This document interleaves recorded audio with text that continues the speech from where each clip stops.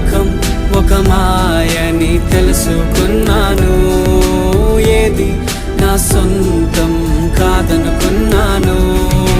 తప్పిపోయిన కుమారుని నేనైతే నా కొరకై నిరీక్షించే తండ్రి నా యేసు.